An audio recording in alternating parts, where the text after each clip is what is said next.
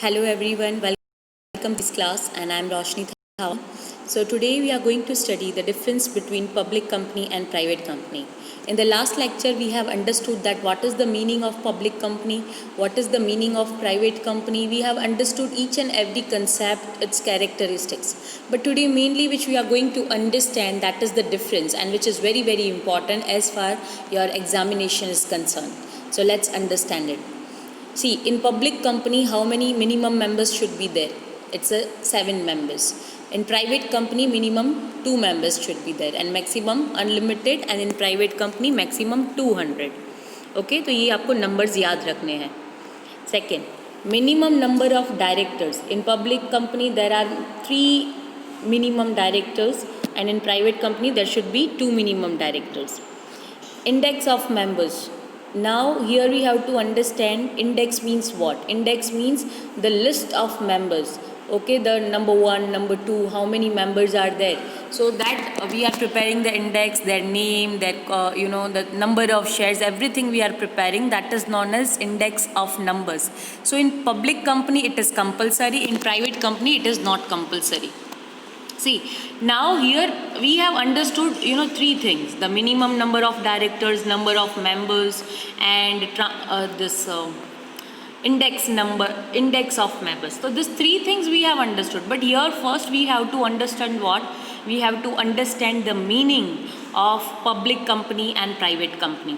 So let me tell you that what is the meaning of public company and what is the meaning of private company. I have already explained, but still I'll revise it again. That in public company, whenever the company required the capital, they issue shares, and from those shares they are raising the fund for their company. They are taking the fund from the market. They are taking the fund from the public. So that is why it is known as public company. While in private company, they are utilizing their own fund. Owner bringing his fund and they are investing their fund, and then they are starting their business. So that comes in private company.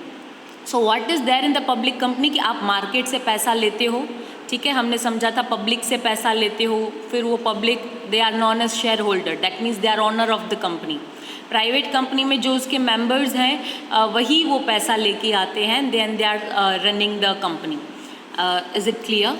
Next is transfer of shares. So now you can understand that what is the meaning of transfer of shares. See, I tell you, in the public company they are raising fund from the market. So whenever they are raising fund from the market, they would be having the shares. So transfer of shares का मतलब मैंने पहले भी बताया था. Transfer of shares means the selling of shares. Okay, so in public company share is exist. पूरा जो ruling हो रहा है या पूरा जो कुछ भी हो रहा है पब्लिक कंपनी में, वो सब शेयर्स के थ्रू ही हो रहा है. तो पब्लिक कंपनी में शेयर के ट्रांसफ़र पर कोई रिस्ट्रिक्शन नहीं है, यानी कि आप कभी भी शेयर परचेज कर सकते हो, कभी भी शेयर सेल कर सकते हो. ये पब्लिक कंपनी का सबसे बड़ा बेनिफिट है. वेल प्राइवेट कंपनी में तो आप क्या मार्केट से आपने पैसे नहीं लिए हैं, यानी पब्लिक को ना आपने कोई शेयर दिए ही नहीं है, तो वहाँ पे ट्रांसफ़र यानी सेलिंग ऑफ शेयर्स का कोई क्वेश्चन ही राइज नहीं होता है. Right, for an example, if I am holding shares of Reliance company. अब मुझे लगा मेरे पास 100 शेयर्स हैं 10 रुपीज़ के, फॉर एन एग्जांपल, तो टोटल मेरे पास कितने अमाउंट के शेयर्स हैं 1000 रुपीज़ के. कल जाके मुझे होता है कि I need money and I want to sell those shares, मुझे वो शेयर्स को सेल कर देना है. Can I sell it? Yes, I can sell it. Why? Because वो सबसे बड़ा कैरेक्टरिस्टिक्स है कंपनी का कि आप कभी भी परचेज कर सकते हो और आप कभी भी सेल कर सकते हो. वाइल प्राइवेट कंपनी आपको ऐसा कोई स्कोप नहीं देती है, क्योंकि प्राइवेट कंपनी शेयर्स ही इशू नहीं करती. Next is invitation to public. जैसे मैंने पहले ही कहा कि पब्लिक कंपनी यानी कि जो कंपनी है उसका जो फंड रेज होता है वो कहाँ से होता है, वो मार्केट से ही रेज होता है. ठीक है, तो it can invite the public to raise the fund. वो पब्लिक को इनवाइट करती है. अब इससे पहले हमने एक कंसेप्ट समझा था कि पब्लिक को इनवाइट कैसे किया जाता है. तो मैंने आपको बताया था कि पब्लिक को इनवाइट हम जो करते हैं वो प्रॉस्पेक्टस के थ्रू करते हैं. Remember, so what is prospectus? Prospectus is an invitation to the public for raising the fund. Okay, तो वहाँ पे लिटरली पब्लिक को इनवाइट किया जाएगा, उनको बोला जाएगा कि from so and so date we are going to issue our shares so they can purchase those shares. While in private company it can not invite the public, क्योंकि private company कभी भी अपने शेयर्स इशू ही नहीं करती है, तो वहाँ पे पब्लिक को इनवाइट करने का कोई क्वेश्चन ही नहीं है। ठीक है, तो ये हमने टोटल 5 डिफरेंस समझे। ठीक है, लेकिन मुझे आपको एक और बात बतानी है कि जो पब्लिक लिमिटेड मतलब पब्लिक कंपनी है वो अपने नाम के पीछे लगाती है लिमिटेड। आप देखते होंगे रिलायंस लिमिटेड, टाटा लिमिटेड, तो ये सारे पब्लिक कंपनी है। ठीक है, लेकिन जो प्राइवेट कंपनी होगी उसके पीछे लगता है PVT LTD. So you have to remember कि जो पब्लिक कंपनी होगा उसके पीछे सिर्फ एलटीडी लगेगा यानी कि लिमिटेड, और जो प्राइवेट कंपनी है उसके पीछे लगता है PVT LTD, that is a private limited. Okay, so ये हमने टोटल डिफरेंस जो हमने समझे अभी आपने देखे।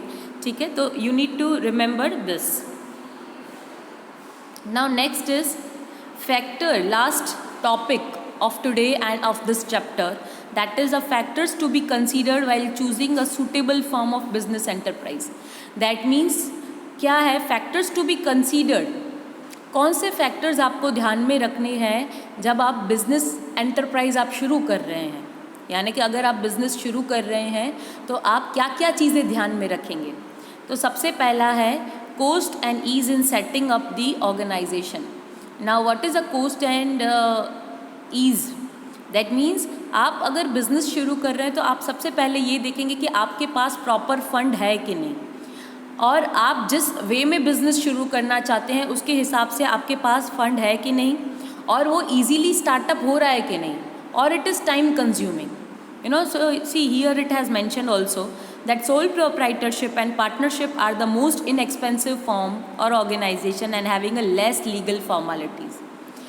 मतलब कि क्या कि सोल प्रोप्राइटरशिप और पार्टनरशिप वो क्या है, वो फटाफट शुरू हो जाते हैं। You are not suppose to do any of the procedure, you know, you are not supposed to do any of the long procedure. It is very easy thing and easily you can start the things compared to company में हमने पहले ही समझा that you have to follow companies act, you should have a AOA, you should have a MOA, okay, you should have a prospectus and you have to follow the guidelines of SEBI.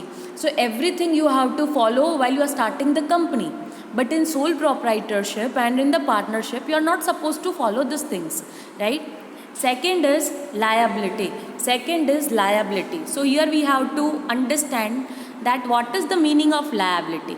That means a responsibility from side of investor. Company form of organization is more suitable as the risk involved is limited. क्या कहा कि company form of organisation is more suitable, company सबसे suitable है अगर आपको invest करना है। क्यों?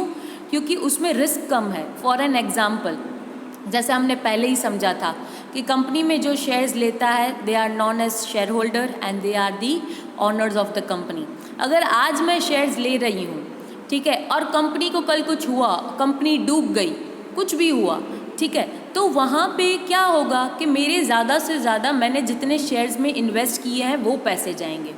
लेकिन कल जाके कंपनी मुझे उठ के नहीं बोल सकती कि मेरा डेप्ट रिकवर करो, मेरे प्रॉपर्टी का पैसा दो। They can not ask because I am just liable for my shares. Next is continuity. जैसे हमने पहले भी पढ़ा था कि कौन से टोटल हमने अभी तक 5 फॉर्म्स ऑफ ऑर्गेनाइजेशन पढ़े। हमने पढ़ा सोल प्रोप्राइटरशिप, हमने पढ़ा पार्टनरशिप, हमने पढ़ा cooperative society, joint Hindu family business and company. तो इन सब में अगर हमेशा कंटिन्यू कोई फॉर्म ऑफ बिजनेस रह सकता है, चाहे उसके मेंबर आए चाहे उसके मेंबर्स जाएं, तो वो है company. While sole proprietorship, partnership में वो उसका लिमिटेशन है कि उसके मेंबर का डेथ हो गया या कुछ हो गया तो वो बंद भी हो सकते हैं। नेक्स्ट है managerial ability. A sole proprietor में फाइंड इट डिफ़िकल्ट, ठीक है, सोल प्रोप्राइटरशिप में क्या था, वो डिफ़िकल्ट था कि they should have a managerial ability. While in this they should have a managerial ability, और उनके पास मैनेजरियल एबिलिटी होगा इन कंपनी, बिकॉज हर एक डिपार्टमेंट के उनके अलग अलग हेड हैं, हर एक डिपार्टमेंट के उनके अलग अलग एक्सपर्ट्स हैं। Next is capital consideration. If the business requires huge capital it should be organised as a company और कोऑपरेटिव सोसाइटी। अगर आपको ज़्यादा फंड चाहिए, अगर आपको बहुत बड़े उस पर स्टार्टअप करना है, तो what you need to do, you should have a enough capital. Next is degree of control. A direct control over operations and decision making is required. Proprietorship is more preferred. ठीक है, जहाँ पे control is necessary